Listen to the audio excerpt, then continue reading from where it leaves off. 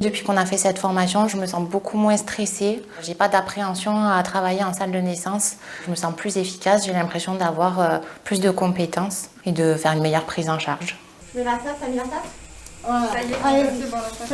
appuyez sur l'animation. Allez, je fais les 5 insufflations. 1,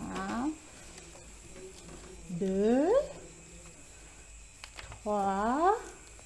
À l'origine de cette action de formation, le docteur Borm et Julia Loubet ont toujours pratiqué en fait auprès de l'équipe cette action de formation, mais de façon artisanale.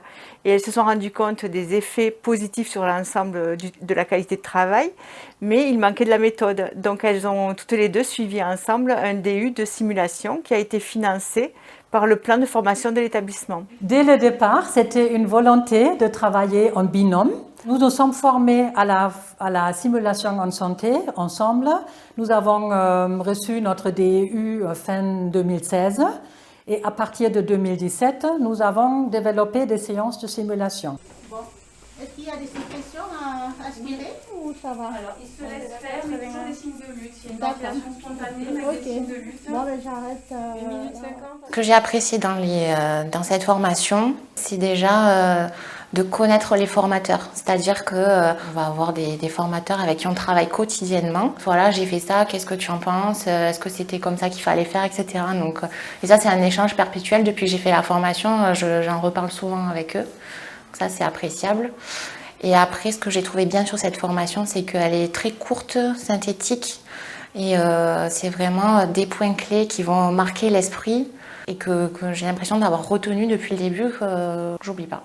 Nous avons choisi la méthode de simulation en santé parce que c'est une technique pédagogique qui permet de mettre en situation l'apprenant. Il y a l'accessibilité de tous les soignants, ils peuvent tous participer. Et un autre point fort, c'est que l'environnement peut être le lieu même de travail. Donc la formation se déroule dans nos locaux, dans notre salle de réanimation, avec les professionnels qui travaillent dans le service de néonatologie et de maternité. Donc ça va être les sages-femmes, les puéricultrices, les auxiliaires de puériculture, les aides-soignantes, internes et pédiatres.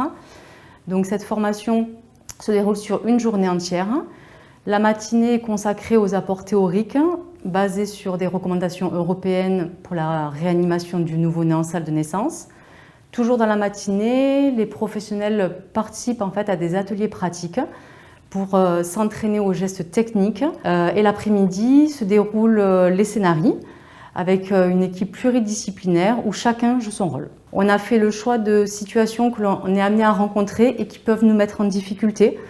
Donc toujours avoir dans le but de s'entraîner et d'être vraiment dans la situation le plus proche de la réalité. En fait, quand on se retrouve dans la situation, on n'a pas besoin de réfléchir et les gestes se font automatiquement et c'est plus simple. Vu l'intérêt de cette formation dans le cadre de l'urgence, il nous a semblé judicieux de le proposer en fait comme validation du dispositif qu'on appelle DPC. Au quotidien, on observe une amélioration de nos pratiques, une harmonisation de nos pratiques avec une application rigoureuse de l'algorithme de réanimation du nouveau-né.